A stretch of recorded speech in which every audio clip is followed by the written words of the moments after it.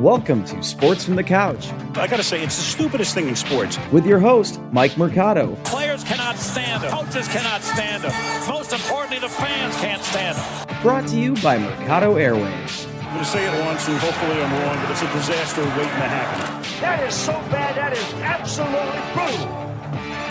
Hello and welcome in, friends, to Playoff Baseball. I'm your host, Mike Mercado. I'm from Sports from the Couch over at Mercado Airwaves, and I am joined by one of the best baseball experts in the Chicagoland area, in the podcast universe, from Baseball Weekend Journal. He's the one, the only, one of my best friends, Paul Chivari. Paulie Dangerous, how you doing, buddy? Doing great, man. Let's do this. It's another year. We're breaking down the postseason. Super fun. We keep the tradition going over on Mercado Airwaves, Sports from the Couch, and over at Baseball Weekend Journal. Make sure you guys do some Avenger-style crossovers and check out what each and every one of us is doing every week. I see Paul grinding at it, so make sure you guys are checking out his work wherever you get your favorite podcasts at Baseball Weekend Journal. And, of course, Sports from the Couch, we have shows on Monday, Saturday, Wednesday, Thursday, and whenever the hell there's breaking news. And Paulie, before we start breaking it down, we're going to do something pretty fun this year. Instead of just making our predictions and sticking to our own, sheet and bracket, we're going to go ahead and do a consensus bracket. And we're going to try to convince each other, make some arguments if we have arguments, and try to see where we end up in the World Series. And of course, before we get out of here, we will make our official predictions on each side. But I thought this would be a very fun way to have this conversation and break down a very unique postseason. But before we get to all that, really quickly, I know you've been breaking it down over on the podcast, and you'll talk a little bit more about it as the season winds down. But what did you think about the 60-game pandemic experience that was this 2020 season?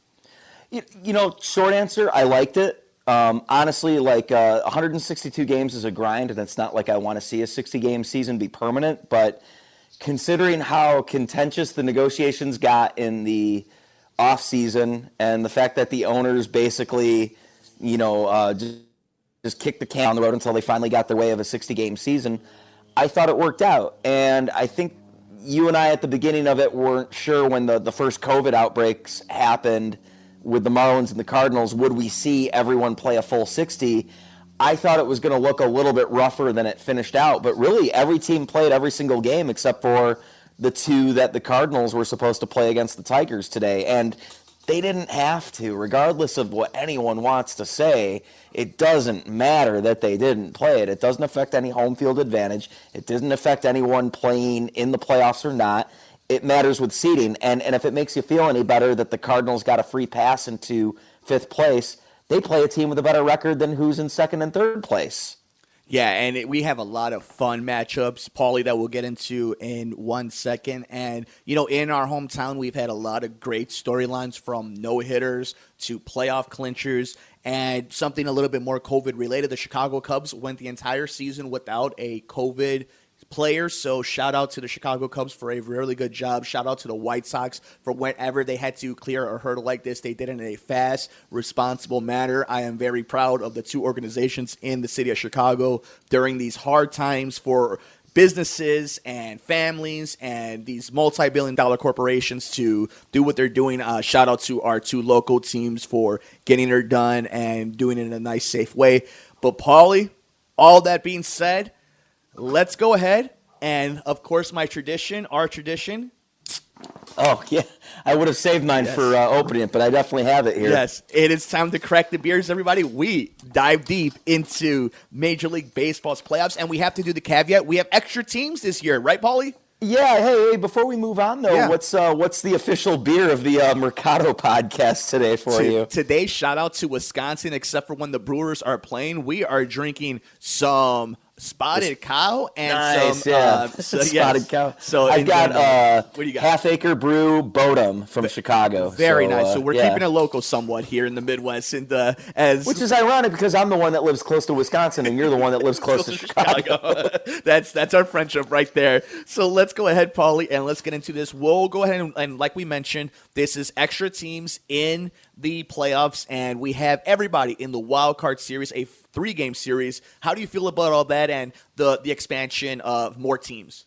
For this year, I'm okay with it. I know that Rob Manfred, the MLB commissioner, wants to do this permanently, and I don't want to see that because we have two teams with losing records and I think it kind of devalues a season, especially if you're going to play 162 games. What's the incentive to win if you've got about a 50% crack at making it in? In fact, a more than 50% crack at making it in, since it's more teams than 50%. So I don't like it. At the same time, it's neat seeing a bracket style, like like the NBA, the NHL, where it's like a series and an even amount of series for every team, because it also, I think, keeps teams fresh where, you've seen a team have a bye and maybe, a team would have a bye or be waiting for their opponent and then they just fall flat, but they were great all season.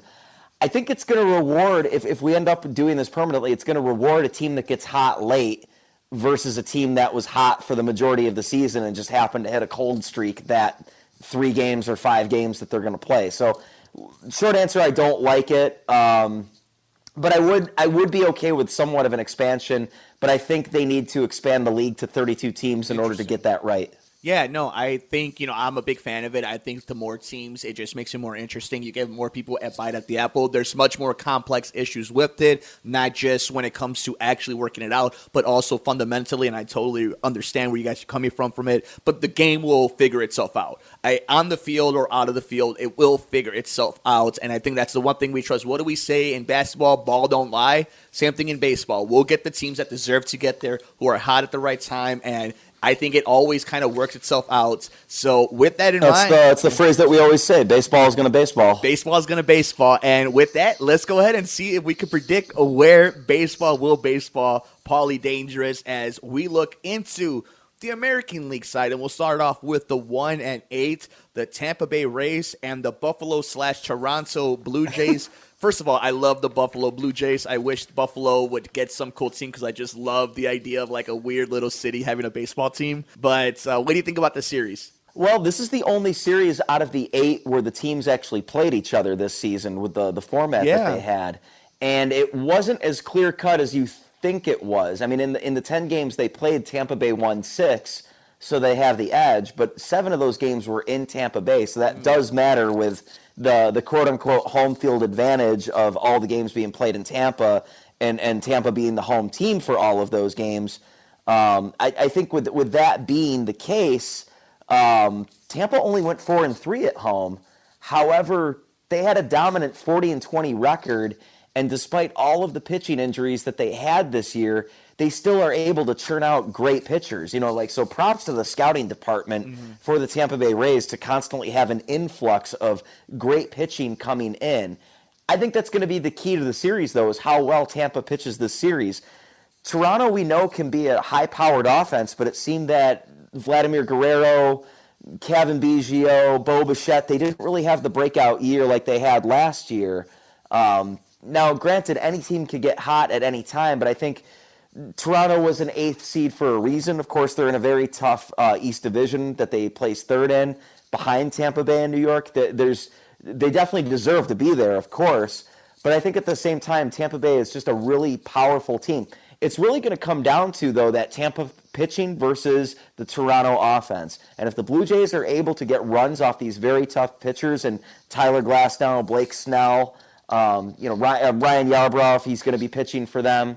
I forgot who I had projected for them as well. Charlie Morton.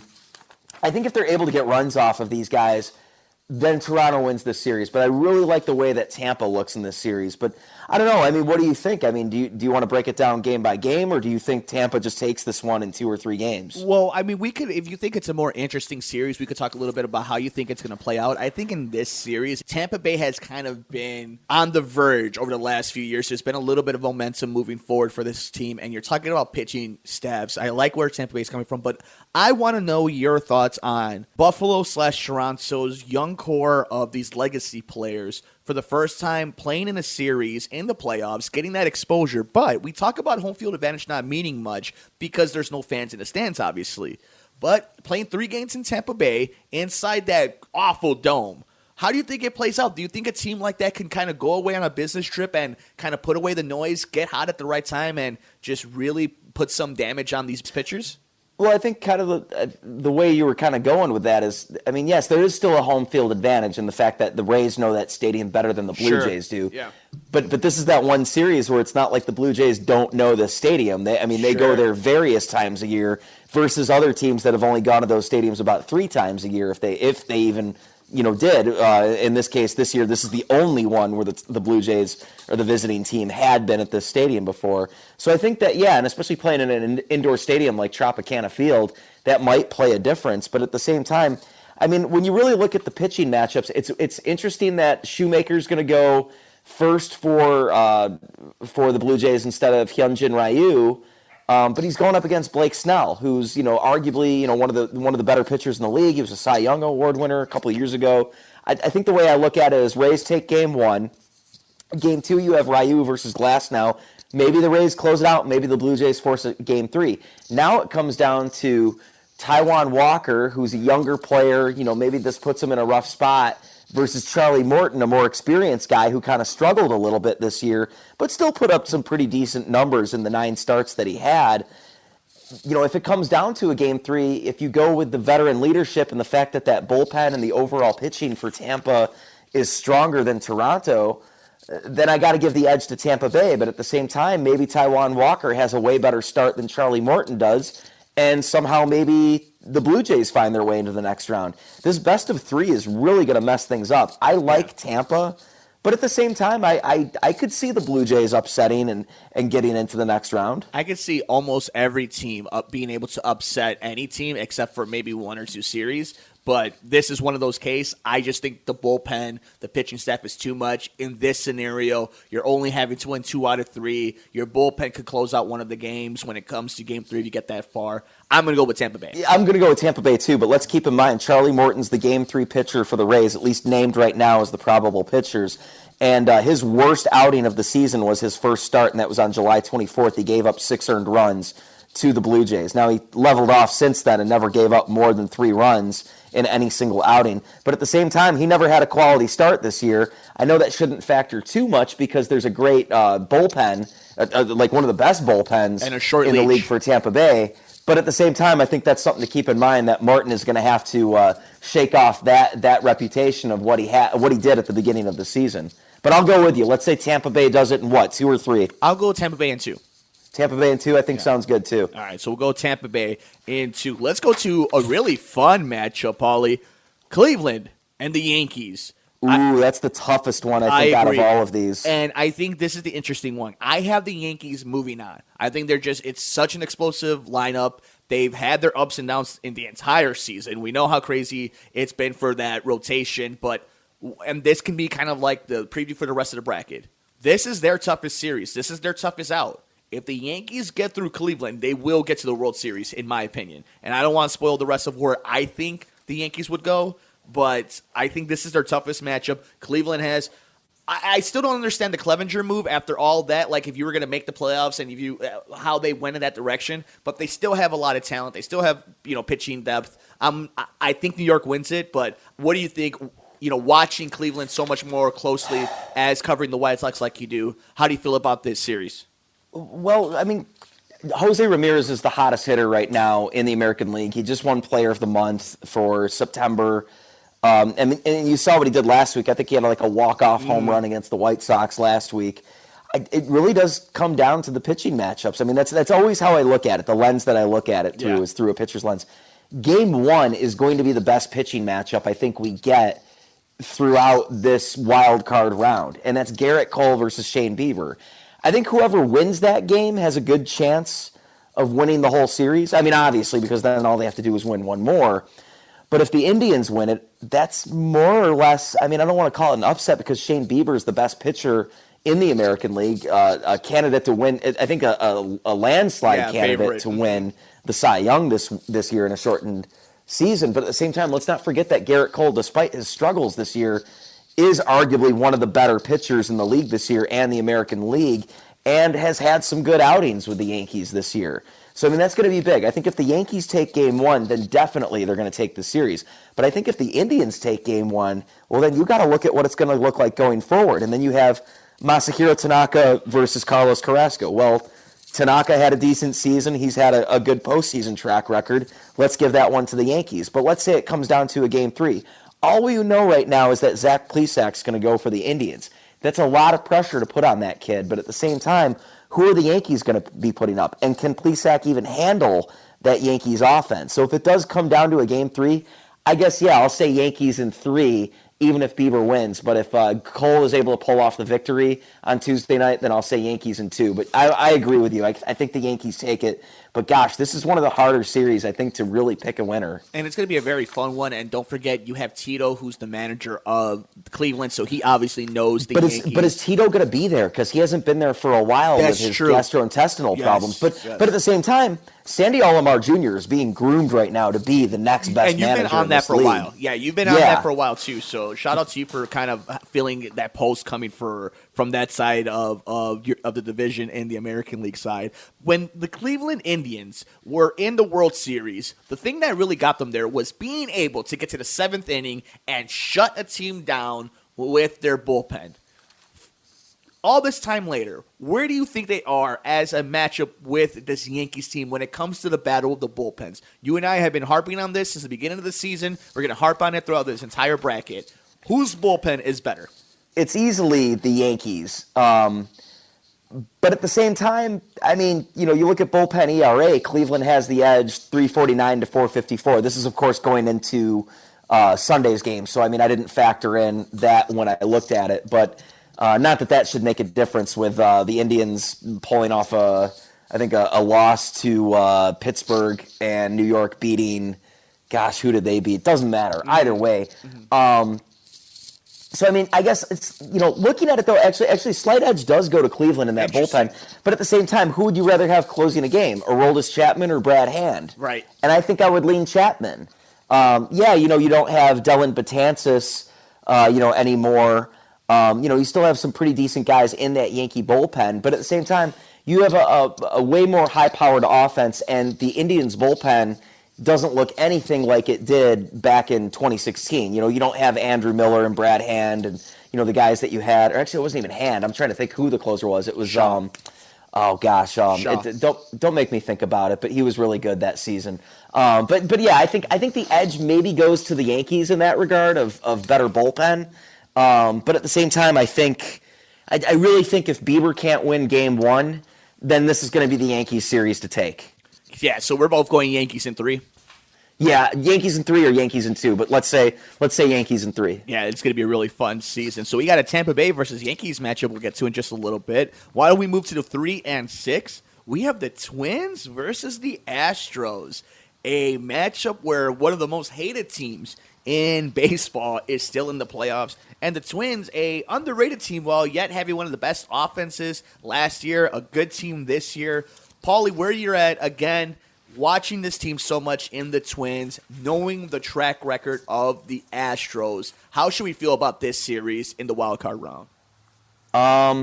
Well, the Astros are decimated by pitching, and of course they don't have Garrett Cole and Justin Verlander like they did last year. Losing Cole to free agency and losing Verlander to injury. I don't know how Dusty Baker was able to somehow get this team into the playoffs, but I don't know if this is so much as, we know Dusty Baker's track record with handling pitchers, and it's not good. And we also know that the American League West was the weakest division by far in this season, because look at it this way: no matter what, the second place team in this division had to get into the playoffs, and the Angels got hot late. Seattle, who should have been in a rebuild, was actually competitive. Texas, who should have had a good pitching staff, just fell apart this year, and somehow Houston, who had the pressure of coming off of being known as cheaters in 2017, coming into the season when that was revealed. They were fortunate enough to the fact that they didn't have to face any crowds, but of course you saw the revenge that was put on them by Joe Kelly early in the season with the Dodgers. Mm-hmm. I think there was a little bit of a target on their back. I think at the same time they were decimated by pitching injuries. I think they kind of fell into the postseason, and I think because of that, I don't expect them to go far. And I was looking at the Game 1 matchup of Zach Greinke versus Kenta Maeda. And granted, Greinke is like the one thing holding this pitching staff together. But at the same time, Greinke is, he's human, and he doesn't always have a great start. Now, he could lead them, but at the same time, Kenta Maeda in the 2017 World Series, granted it was 5 different relief appearances, but in that, he allowed 1 earned run in his 5 appearances. I think it was like 5 2/3, 1 earned run against the Houston Astros back when he was a Dodger. So I think if Minnesota takes Game 1, they do it in 2.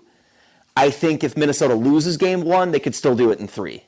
Yeah, I mean, I think the Twins are a better team right now. I think the Astros are running on fumes, whether it's free agency, whether it's suspension, whether it's injury. This is what happens when you're on top for a long time. This is what happens when you're not the LA Dodgers and you could just replenish from free agency and you've had a lot of luck with your scouting. And then there's just a lot of bad juju with this Astros team. Now, will I be surprised if these bad guys, the quote-unquote bad guys of baseball, find the way to sneak into the bubble? No, absolutely not. They could win the first 2 games. They totally can. Zach Greinke could shut it down, be classic Zach Greinke, and then they could go on and just score 7 runs and the game is over. Then next thing you know, they're on their way to LA.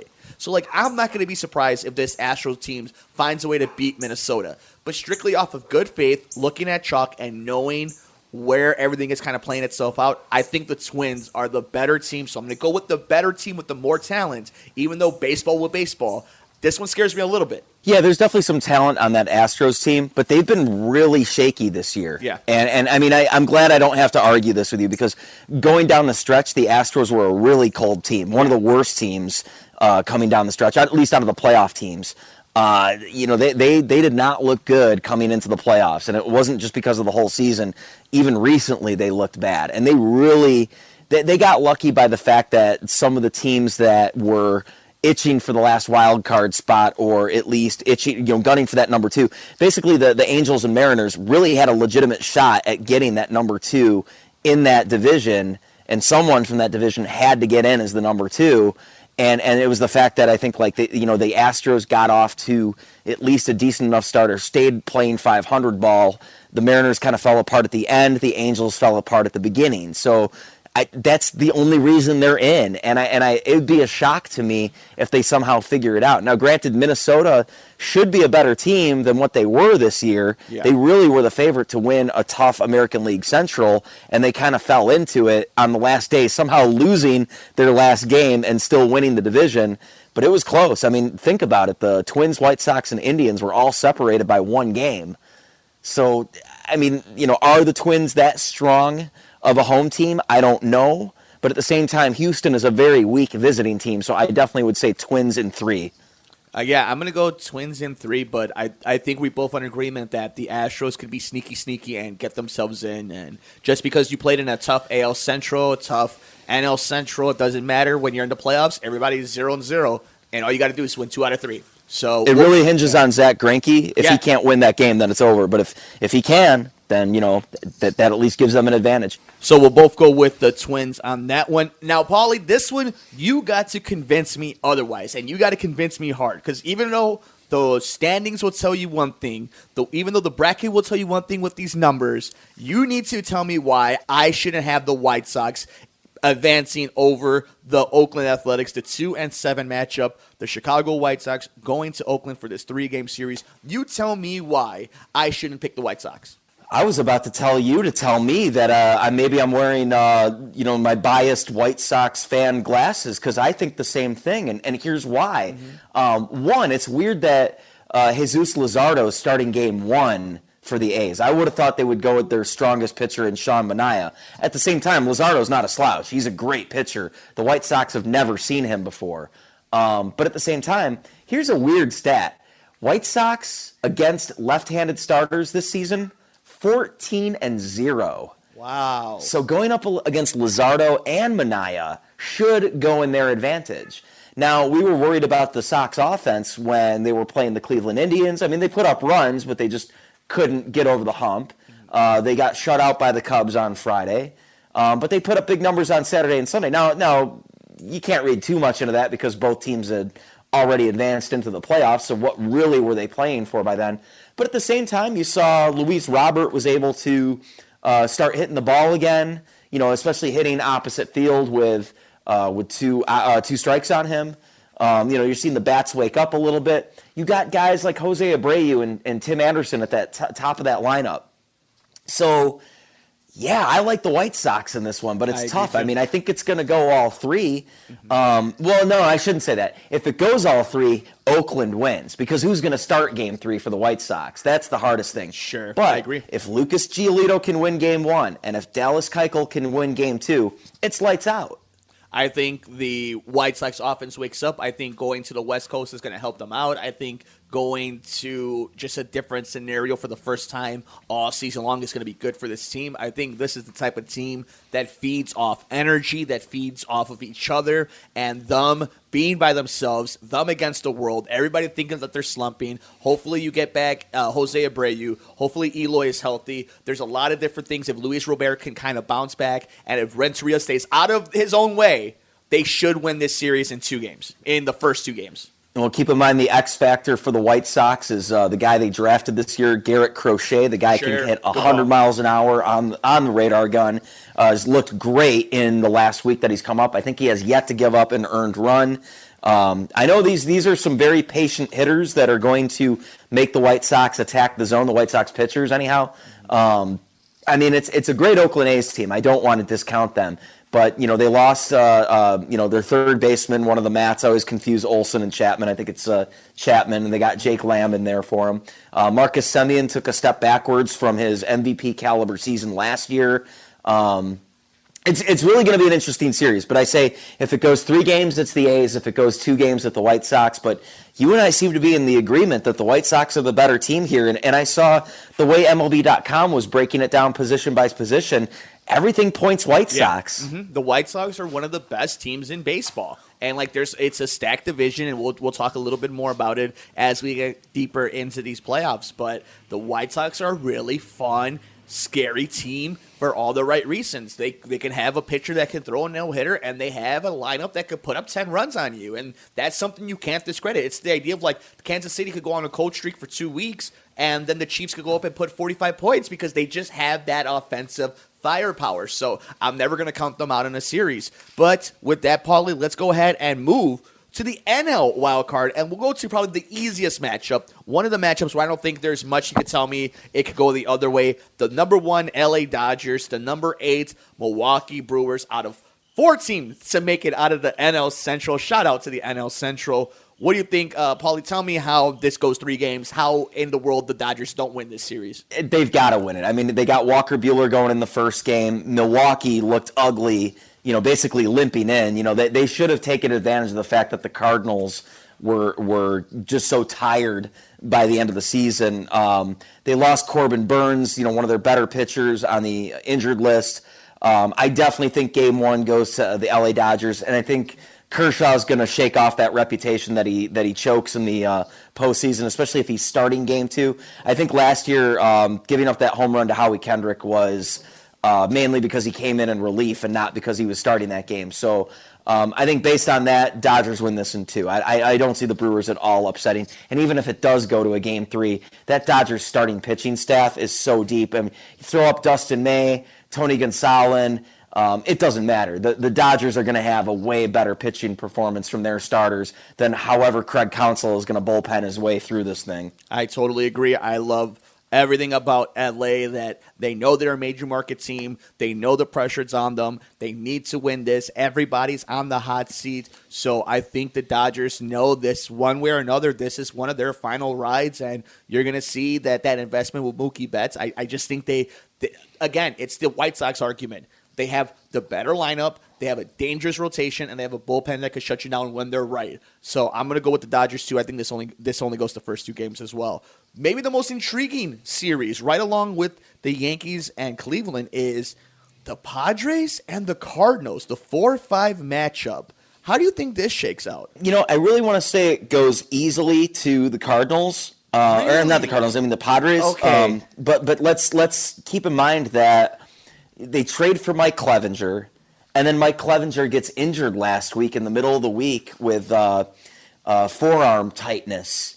And they think they think it might be a serious injury, but he gets a cortisone shot on Friday, and he plays some outfield soft toss. There's no word yet on if he's coming back for the series, but best case scenario, he comes back in a Game 3. Now, I would think that the only way they put him out there for Game 3 is if he's good enough to go. I don't think, if he's remotely hurt and not pitching up to his performance, you don't want to put him out there in an elimination game. But the same day that he got his cortisone shot, Dinelson Lamet, who's like their next best guy, ends up getting bicep tightness or sore bicep, and they think he's going to be okay, and I think he's still slated to start Game 1, but what type of performance is he going to give you? So it almost backfired on them that they had these two guys that they were going to ride on in this first series, and now they got to go with different dudes, with Chris Paddock as one of them, and Zach Davies as the other. Now, they're not bad pitchers either, but at the same time, it's can they get past these guys? So when you look at it on the other side, though, the Cardinals are really just kind of an enigma. Mm-hmm. So I think based on that, though, the Padres are one of the hottest teams we saw this year. It's kind of like the White Sox, just hot offense, great team. They should have strong pitching. They're not a bad team.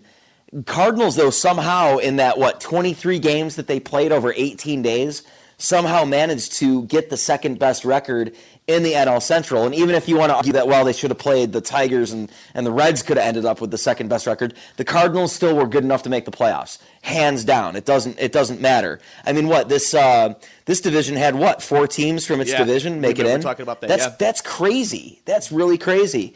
And the Brewers getting in with a losing record. So I think regardless, the Cardinals deserve to be here, and it just kind of shows you the parity of that division.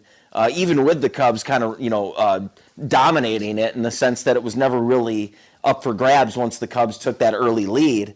But gosh, it's really hard to pinpoint it. I think the edge in the bullpen goes to San Diego. Yes. It was very similar bullpen ERAs. Well, let me throw you some numbers, and you tell me what you think about this, because I don't think it's all that close. I think San Diego kind of runs with this, but let's go with this, all right? You mentioned the Cardinals' ERA. They were top 10, right?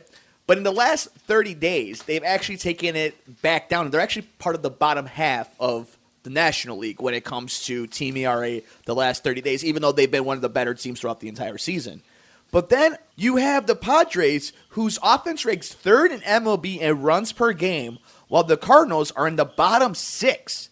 And then the Padres have number 2 bullpen over the last 30 days. So you have this juxtaposition of the Cardinals' bullpen has been dominant all season, and their starting rotation has.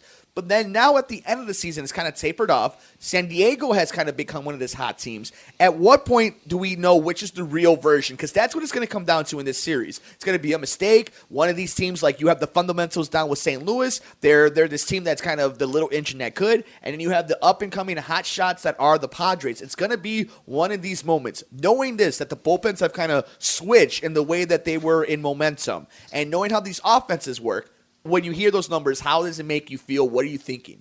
Well, let's be quick about this. San Diego is going to take this series, and they're probably going to do it in 2 games. I agree. I think you raise a good point of it's an explosive offense. Even with the pitching injuries, they were still a hot team before they got Clevenger. So, yeah, and like you were saying, the bullpen for St. Louis, or they put up the fewest runs per game. Mm-hmm. I don't look at the Cardinals as a juggernaut. I look at them as, how did they get there and how did they get that high in the standings without playing 2 games? So let's just say San Diego in 2. Are you with me on that? Totally. Yeah. Let's go Padres in 2. So let's move into one of the more fun ones, simply because of the rivalry, or what was a rivalry, and what it was a team that went from start to finish in first place of the division. The Chicago Cubs hosting the Miami Marlins. The Miami Marlins, one of these teams that started off hot, kind of just stood in the middle and never quite went away. The 3-6 matchup. This is another scenario. You got to tell me why I shouldn't pick the Cubs to get out of the wild card. Well, I'm with you on that, and I know that this is kind of the same thing that we were saying with the White Sox. I think with our local lens of we both don't want to be so biased that we're not looking at why our teams are flawed. Mm-hmm. But I think the clear edge goes to the Cubs in this way. They really are unrattled or unfazed, especially with some of the teams that they went up against this year. I want to say the Cubs are one of the better teams against teams above 500 this year. I didn't look at the way the Marlins were, but the Marlins are kind of like the Cardinals in the sense that here's a team that missed a lot of games due to COVID and yet somehow found their way in the playoffs. The Marlins were a team that I think we're already going to take a step in this direction anyway in a 162-game season in the Derek Jeter owner era. They've made some moves, and they're starting to go in this direction. I think they're overachieving a little bit, but at the same time, I think that this was not unexpected. This was a team that was going to be a dark horse, and let's just call them a dark horse for getting the 6th seed and going in. Now they face a tough team in the Cubs, and when I look at that pitching staff for Miami, I don't see them being able to find a way to out-duel in a pitcher's duel Yu Darvish in Game 1 or Kyle Hendricks in Game 2. And even if it gets to a Game 3, yeah, I mean, there's some good guys. Pablo Lopez, Sixto Sanchez, Sandy Alcantara. Like pound for pound, it's good pitching matchups that could turn into some really good one-run games and pitchers duels. Bullpen for the Cubs isn't that great, but it's not as bad as it was earlier in the season. No, it's gotten better.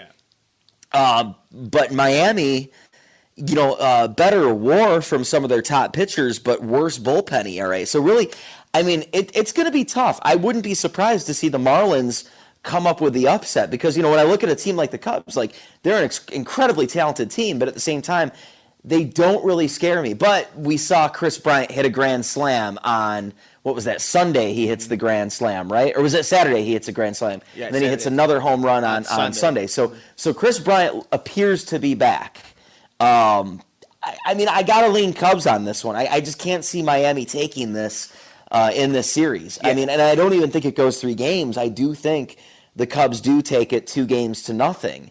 The Cubs. I don't know. Do I sound crazy with that? I mean, I know it's easy to convince you that the Cubs are a really hot team, but I think it's such a playoff-ready team. And you know what I was saying when they hired David Ross as their manager? I didn't like it at first, but at the same time I said, well, if this is going to work, the first year is going to be the best year out of all of it because he still has guys that he was on that world championship team with, and they still look up to him and they still trust him. So this is the closest that he's going to get, I think, to another World Series title, depending on how well he can adjust to the game. So I think with having David Ross, managing this team, smooth transition for this team, veteran team, the Cubs are the better team. Yeah, and I don't think this is actually much of... I think any of these series, there's a potential for an upset or for a team to come out of nowhere and make a little bit of a run. Specifically with this series, this is a veteran team. Unlike most teams in the playoffs, there's maybe only a handful of them that have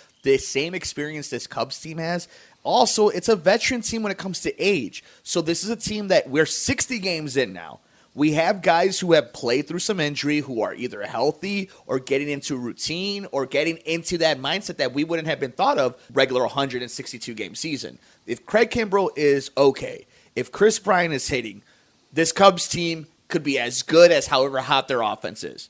I don't think they're making a deep run this year, but I really like them in this particular matchup, getting to the bubble. I think things are just running well for them, and Yu Darvish has been one of the best pitchers in the National League, and you can't take that away from a team when they have such a great starting staff that has been through the ringer themselves, veterans that have been through the ringer themselves, and if they're hitting, they're one of the most dangerous teams in the National League. I think this goes 3 games, but I have the Cubs beating the Miami as well. See, I have it going 2, and I think at the same time, the way that the Marlins played down the stretch and some of the teams that they played, I'm trying to look it up right now, but I want to say that they really, they played some tough teams like the Yankees, the Braves. They kind of struggled a little bit against the Braves because they had a chance to really try and take them and get a foothold on the division. They're definitely playoff ready. They're playoff tested. They're battle tested. I got to go with you that I think the Cubs are just going to kind of put a sock in it. Yu Darvish is just such a good pitcher, and you saw the way that he pitched against the White Sox in his last start. Sure, he didn't get a quality start against the Twins on Sunday Night Baseball, but at the same time, things were kind of leaning in a direction for the Cubs anyway at that point. I don't think they were playing under any pressure. Twins are a better team than the Marlins are. So I don't know. I think that 1-2 punch of Darvish and Hendricks will just shut the door on the Marlins. I think more than any other divisions, the AL and NL Central are so much more battle-tested this season. Even as good as some of the AL and NL East, the NL and AL Central have gone through some battles within themselves, and I think they are so battle-tested, whether that's good or bad, for a long run, I don't know. But I do know is when it comes to people who have seen the fire and have gone through it, this season in particular, and it comes to a Central team, I'm going to lean on them, especially more than a Miami team that's just had so many different distractions. And we'll see, though. I mean, anything can happen. But we move to the final matchup, Atlanta-Cincinnati. I love Cincinnati's pitching, that 1-2 punch. But I think Atlanta is one of the best teams in all of baseball. I think Atlanta takes this in 3 games. Tell me why I'm crazy or maybe why I'm 100% right.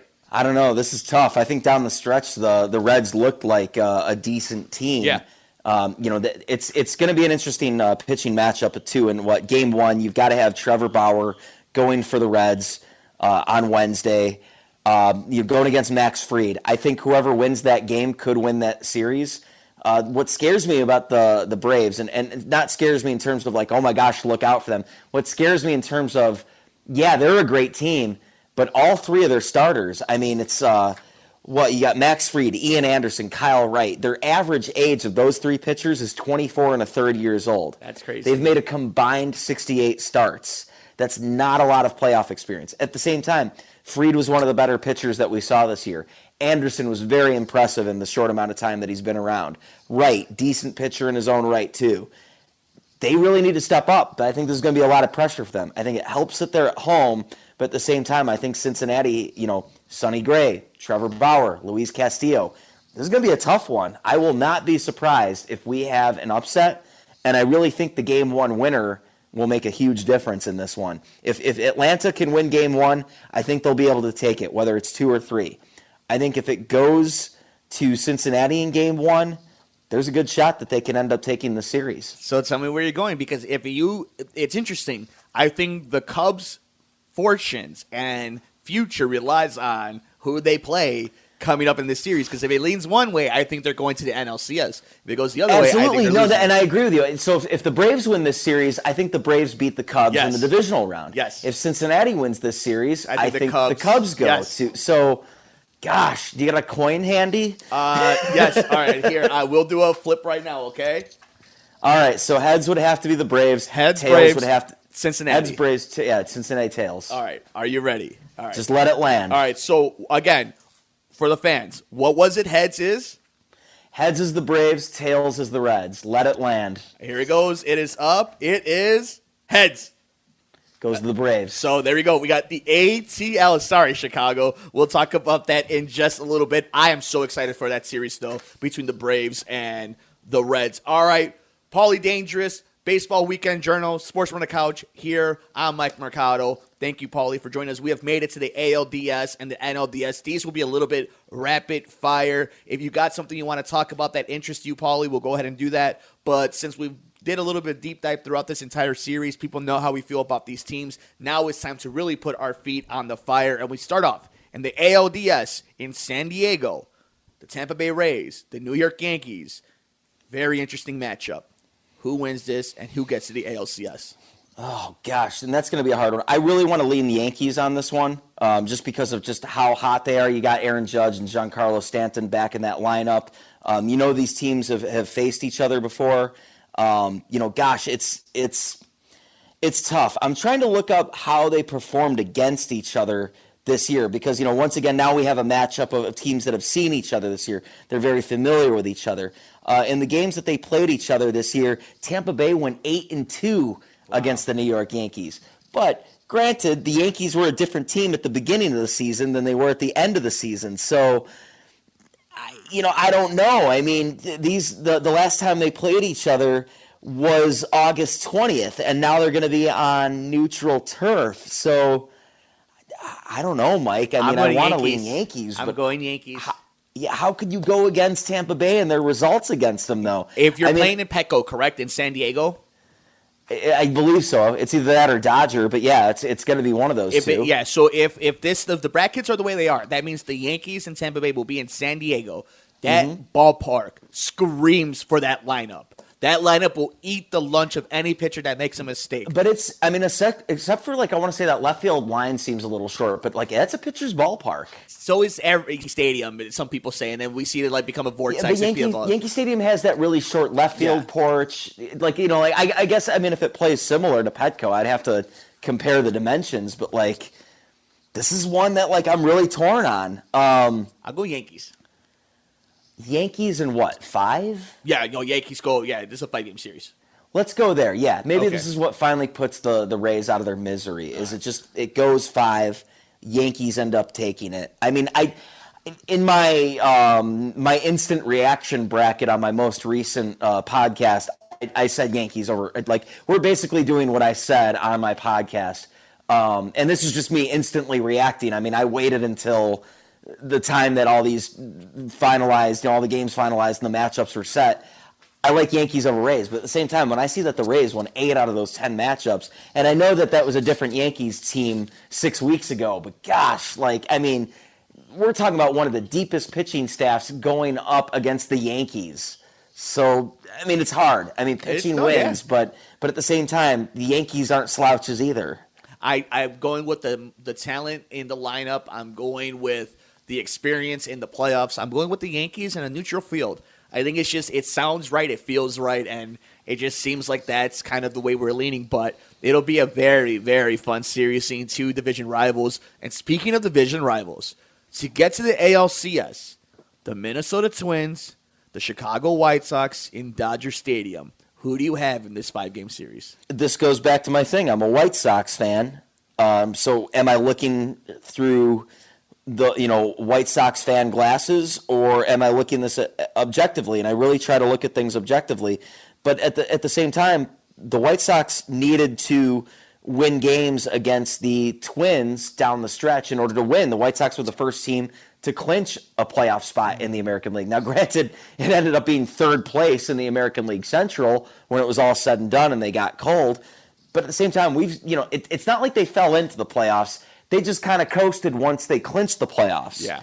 And I think when you look at that, down the stretch when they were playing the Twins, they ended up winning the games that they needed to. I think it was they took 2 out of 3 in that series at U.S. Cellular or Guaranteed Rate Field, whatever they call the ballpark now. Neutral field, I think that evens things up a little bit. Pitcher's ballpark, I think that definitely helps them. I think it could be a very gritty series, but I lean White Sox on this one. I lean White Sox on this one, but you need to tell me why Minnesota's starting pitching rotation will not be better than the White Sox that we think is suspect going into it already.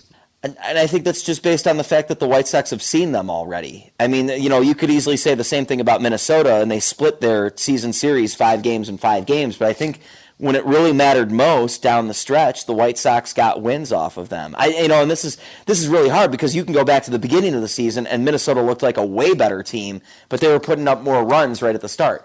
What happened in July is a lot different than what happened down the stretch here in September. Of course, one of my biggest complaints about the season that I didn't like was you didn't see as many close games, walk-offs, that sort of thing. And I think now that it's getting tighter, when baseball gets starting to get airtight, why do the Minnesota Twins starters not be able to dominate the White Sox? I don't know, because now you have Michael Pineda, there for the end of it.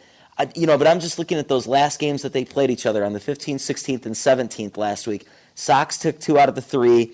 Giolito was the one that had the worst going of any of them. Trying to see in that Monday game, I know the Sox almost won that Monday game. It was Barrios pitching against them. I don't know. It's going to be really tough in that series. And at the same time, keep in mind you can use a guy like Rich Hill. You're really relying on Giolito and Keuchel, so that's why part of me wants to pick Minnesota. But at the same time, if that White Sox offense gets hot, good luck. And that's a tough lineup. Just think, what if this White Sox lineup has Luis Robert and Edwin Encarnacion starting to hit the ball? Yeah, I mean, it's already one of the most dangerous lineups in baseball, and you're just adding more fuel to a fire that it's already, crazy. I mean, because those guys disappeared, especially Robert down the stretch. Yeah. So they were able to be the first team to clinch in the American League with Robert hitting at like under 100 for the month.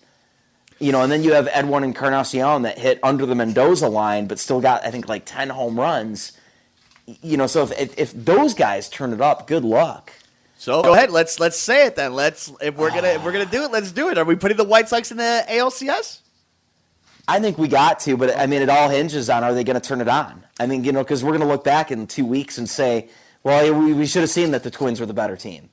Yeah, I mean, I don't know, man. I mean, the that's Twins the thing. are a better I could talk up the White Sox season. very easily. Yes. And the Twins are the Twins have disappointed. And that's things. Do we really want to put the Twins in the ALCS? Because we already know what they're going to do against the Yankees. Yeah. But I'll be honest with you. I think both teams have the same destiny against the Yankees. The reason I want to see the White Sox against the Yankees, I feel it's a little sexier. I feel like it'll be more fun of a series. But I think the Yankees are going to the World Series regardless. So, absolutely. Yeah. And this would be the first time that the White Sox even face the Yankees. Then let's put the White Sox postseason. in because I want to see that Let's do it. sexy-ass World White Series. Sox in 5. Yes, all right. Let's go to the NLDS.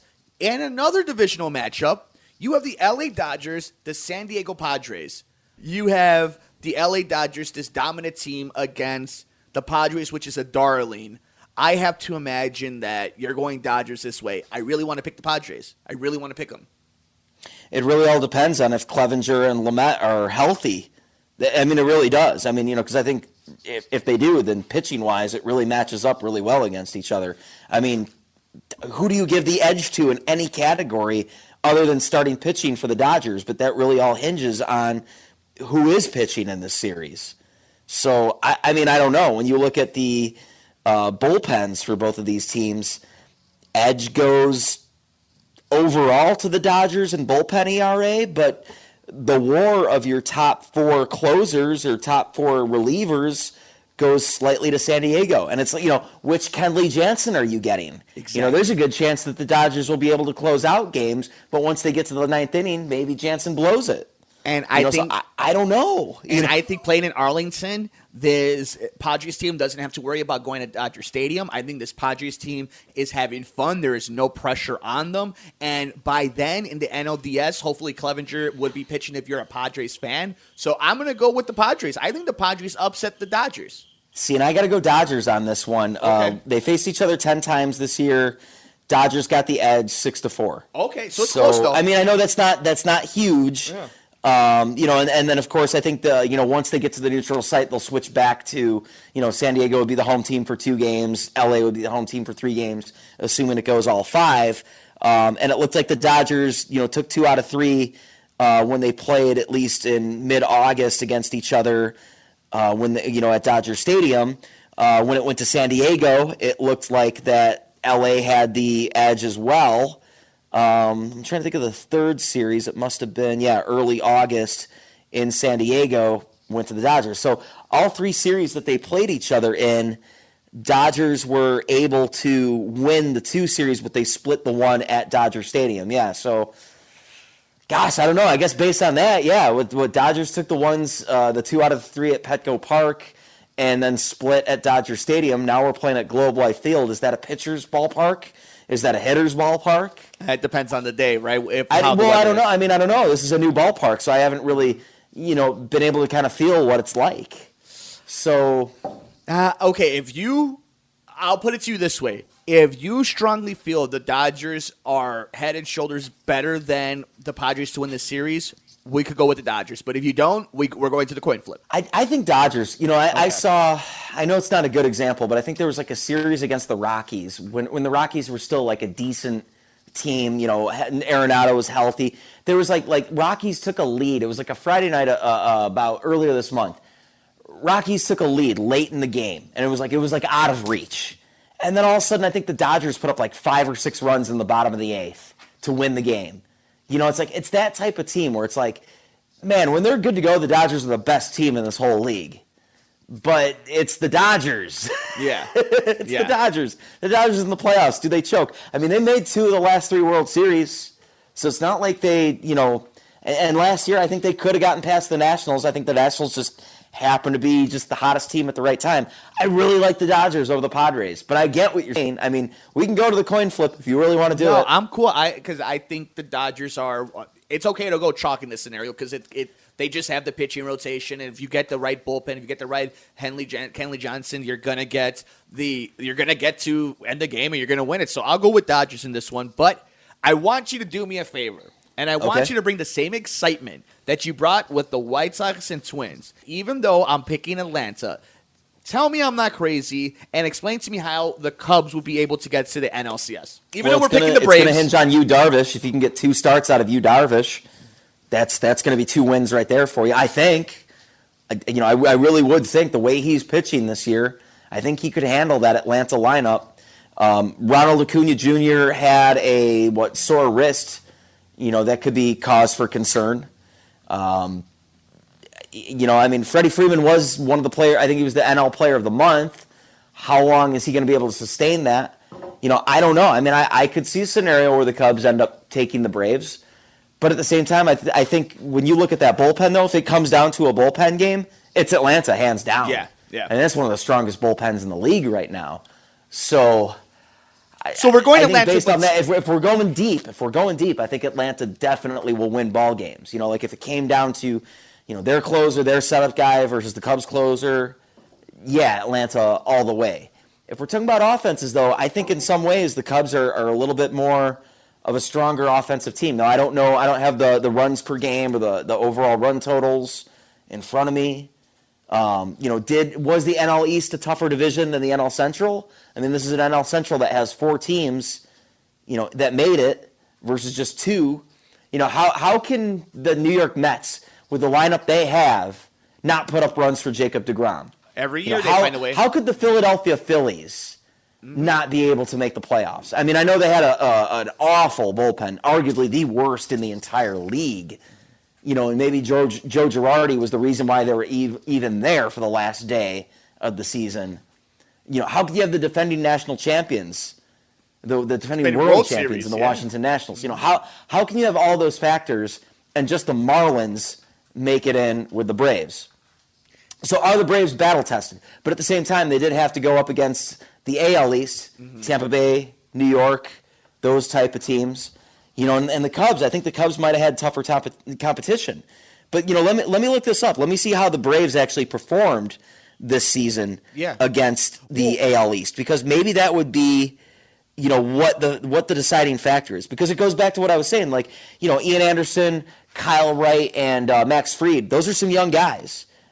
Hendricks has pitched in a Game 7 of the World Series. He's pitching his Game 7 in an NLCS against Clayton Kershaw. He's done it. He's been there. John Lester has won World Series games. Yu Darvish got cheated out by the Astros. This is why, even though I'm picking the Braves personally, I don't understand this weird, the Cubs can't do it.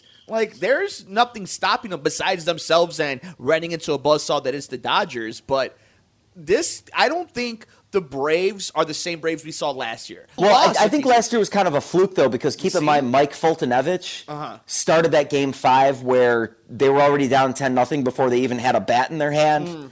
And Fultonevich in his next start was the only start he made this year, and then he got DFA'd. So I think, the Braves are a different-looking team slightly. They were the division winners, the last 2 or 3 years? Yeah. And then they do it again. They're clearly a great team. But I think that Game 5 last year was a bit of a fluke where the Cardinals ended up doing it. Think how different a Braves-Nationals NLCS would have looked if they were able to win that Game 5. True. I think the Braves might have made it to the World Series. And that was, if you remember, that was my prediction going into the playoffs was the Astros over the Braves. They're as good as last year's team. Yeah, if not maybe slightly better, because now if you look at Ian Anderson, he is a way better pitcher than Mike Fultonevich right now. But no, I wanted to look up how the Braves were against the AL East, specifically the Rays, the Blue Jays, and the Yankees. And I have the splits up in front of me right now.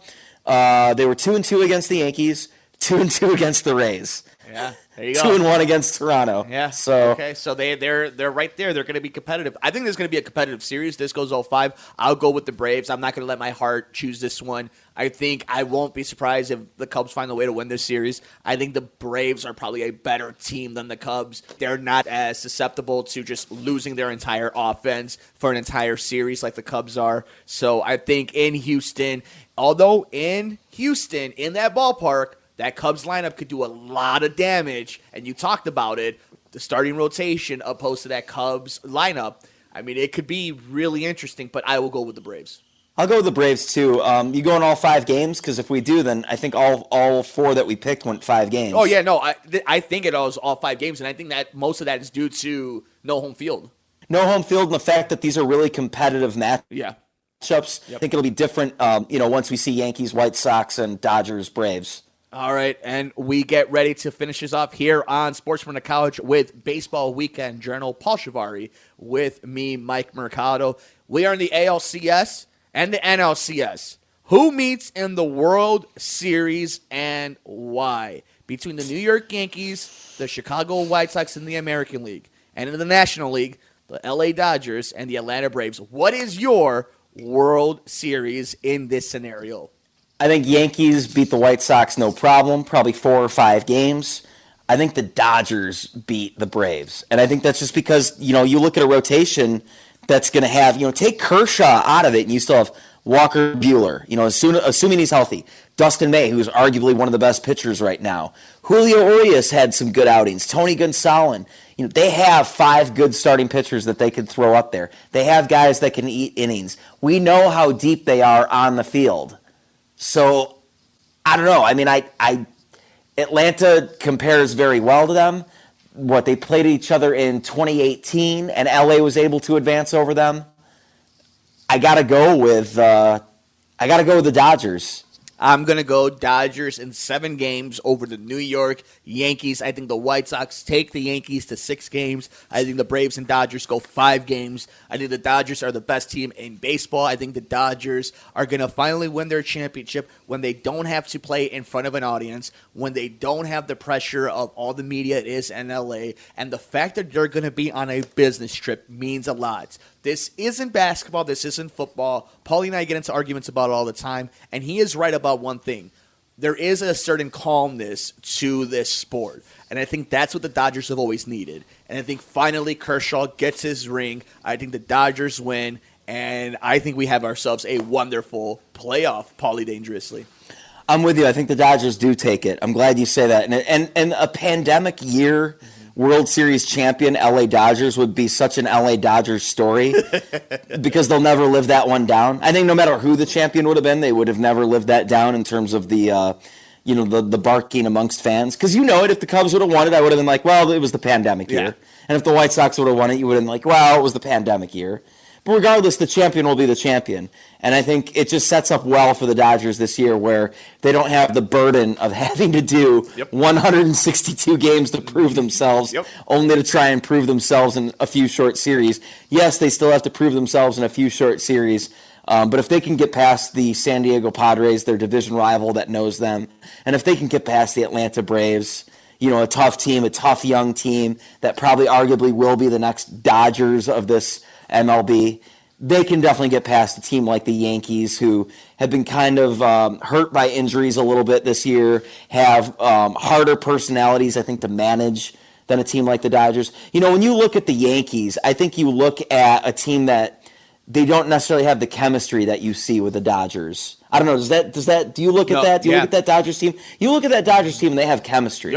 There's no mistake that this team has won, 7 or 8 consecutive division titles and has been a favorite in the playoffs, consecutive years, regardless of what the outcome is. They've had some close calls too. In 2016, they easily could have beaten that Cubs team, had a couple calls go a different way. But that Cubs team was hot.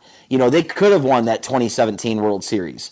If they were a little bit healthier in 2018, they could have won that World Series against the Boston Red Sox. If the Washington Nationals didn't win the wild card game, which came down to an error by Trent Grisham, if the Dodgers had to play the Brewers last year in that first round, there's a good chance they could have made the World Series last year. They're a really good team. And I think if Dave Roberts can really just hold on and keep that team pumping all the way through, the Dodgers are the world champions. And you mentioned all the years that they came close. They lost to great teams. They didn't lose to upsets. They lost to teams that either went all the way or they went all the way and lost in the big game. This is a team that's battle-tested. And finally, I think it's just their time at the dinner table. But, Paulie, we have done it. We have made our predictions. Where can everybody find the podcast as you keep an eye on every single thing that is the MLB playoffs? What's going to be an exciting wild card, and then what's going to be an amazing bubble playoffs? Where can people find you? You can find me on Twitter at Paul Chivari, Paulchivari. You can find my show on Twitter at Baseball Weekend. Of course, my podcast is found on Stitcher, Apple, Google, Windows, Microsoft, or whatever. I mean, anywhere that you search for your podcast, GameCube. Anywhere that you listen to, just search for Baseball Weekend Journal. You will find it. There's only one Baseball Weekend Journal. You'll see a little baseball that with BWJ written on it.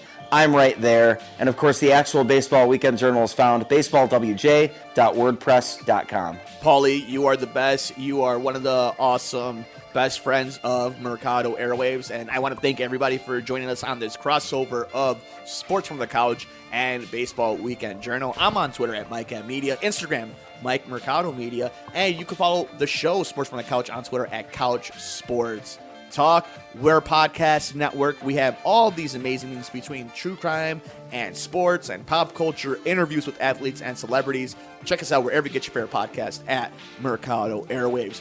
For the one and only, the best dude I know, one of the best guys on the beat, covers baseball like a blanket, Paul Chivari, thank you so much for taking some time for us. We appreciate you, brother. You're the best. Hey, thanks for having me. Looking forward to previewing the World Series in a few weeks here. Let's hope it's an all-Chicago World Series, my brother. Right, yeah, of course, in Texas during the pandemic. That'll be so us. Love you, buddy. I love you too, man. Thanks for having me.